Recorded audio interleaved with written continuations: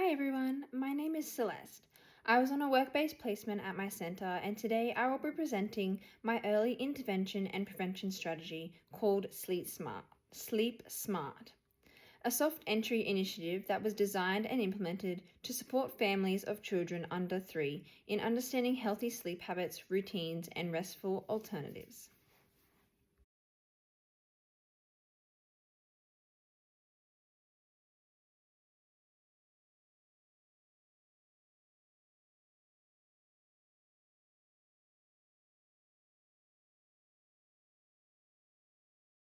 Early intervention and prevention are foundational principles in early childhood education, aiming to address developmental concerns, risk factors, and family needs before they escalate. Prevention focuses on reducing the likelihood of problems emerging, while intervention targets support as soon as issues are identified, especially in critical periods of development such as infancy and toddlerhood. In this context, soft entry strategies are gentle, relationship-based approaches to family engagement. They create low-pressure, informal opportunities for families to access support, knowledge, and resources, often embedded in everyday routines and spaces. Soft entry reduces barriers to participation, respects diverse family circumstances, and aligns with trauma-informed family-centered practices. These principles are supported by developmental theory. For example, Bronfenbrenner's bioecological model reminds us that a child's development is shaped by their everyday environments, particularly the home and early learning settings. When these environments work together as in aligned sleep routines, children experience greater consistency and security. Similarly, attachment theory highlights the importance of predictable, responsive caregiving for a child's emotional and behavioral regulation, both of which are directly influenced by sleep quality. My Sleep Smart intervention and prevention strategy reflects these principles in action. It offers a soft, non-stigmatized entry point for families to learn about sleep cycles, self-settling, and rest alternatives. The approach is preventative, aiming to support healthy habits early, while also providing a practical response to an expressed need in our under 3 community. To ensure the Sleep Smart information table reflected the real and current needs of children, families, and educators, I adopted a multi-method stakeholder engagement process that aligned with the principles of early intervention and soft entry practice. My initial strategy involved creating and distributing a short survey to families. The aim was to understand what areas they felt they needed more support in regarding their child's development, with a focus on those under 3 years old. This survey included a list of topics such as sleep, self-settling, emotional regulation, and communication, and invited open feedback.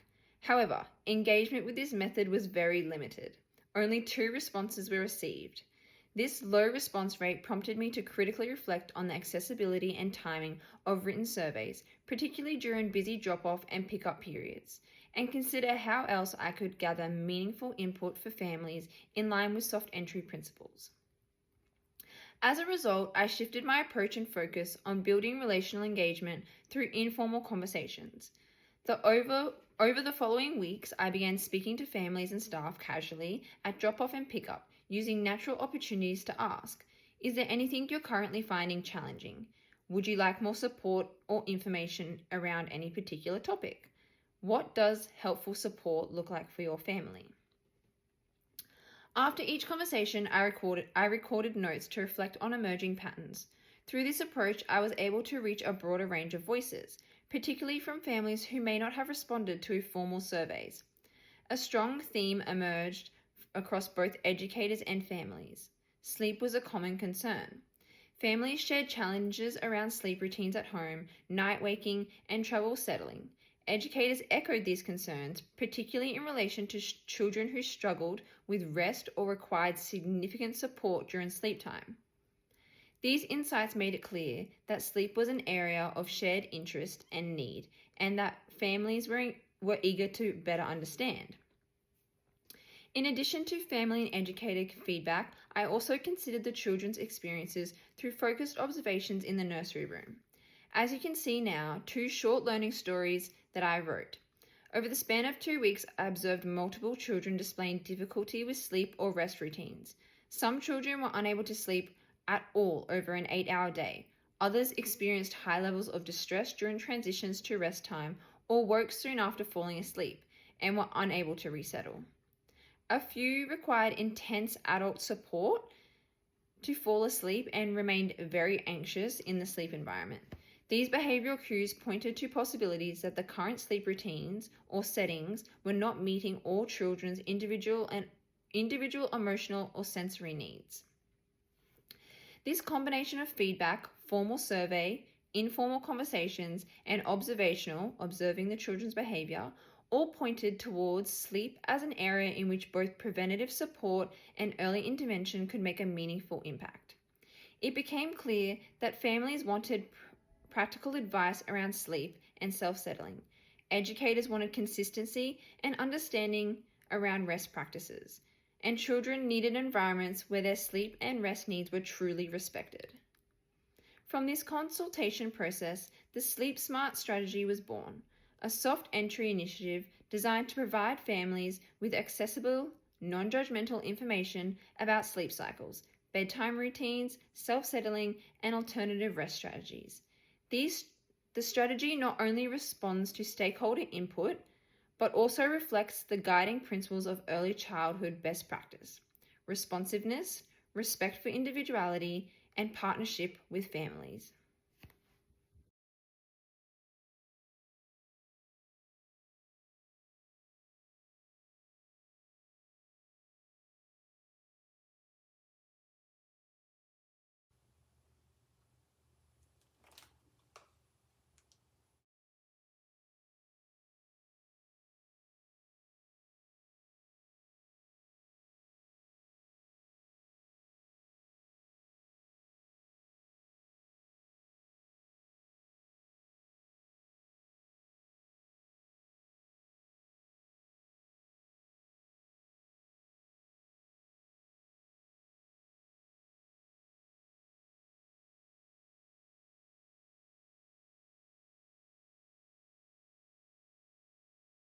Based on the feedback gathered through surveys, informal conversations, and child observations, I developed the Sleep Smart Table, a week-long foyer display designed to provide families with practical, approachable information about children's sleep and rest needs.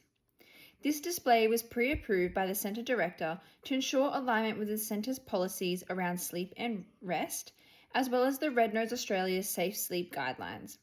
It included a range of carefully curated resources such as a brochure, poster, tip cards, and a feedback jar, all designed to reflect the principles of soft entry, low pressure, high impact engagement with families. To strengthen accessibility, the educator family consistency, I also paired the display with a daily Story Park post, each focused on a different sleep-related topic. Monday was Why Sleep Matters, Tuesday, Understanding the Sleep Cycles, Wednesday, Building Bedtime Routines, Thursday, Self-Settling Strategies, and Friday, Rest versus Sleep. Educators were provided with the same information each day to ensure shared language and understanding across the centre. The resources included in the display featured are a sleep by needs chart, mindful colouring pages as alternatives for children who do not sleep during rest time, a professionally designed brochure aligned with both Red Nose Australia and Centre policies, a 5-tip self-settling card for families to take home, and a feedback jar that encourages ongoing questions and conversations. I've included a short video in this presentation to showcase the layout and the resources offering at the Sleep Smart table. This strategy made information easily available during high traffic times without requiring formal meetings, aligning with the key characteristics of soft entry practice. It allowed families to engage on their terms, at their own pace. The impact was clearly visible. Throughout the week, I frequently restocked the brochures and the self-settling tip cards, which proved to be the most in-demand resource. This highlighted the value and relevance of the topic for our families.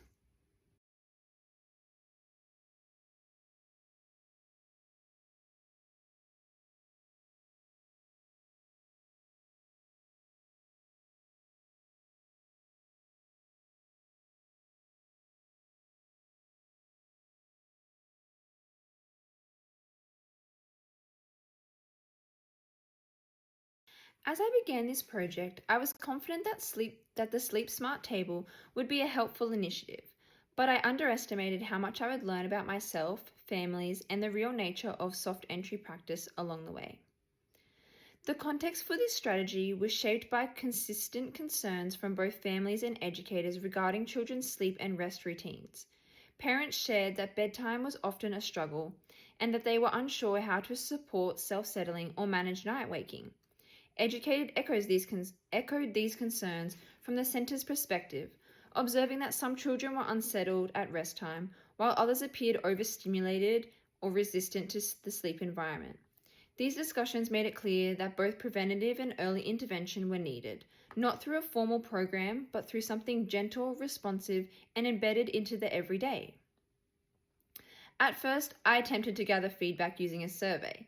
I expected this to be an efficient way to consult families and guide the project. However, only 2 families responded.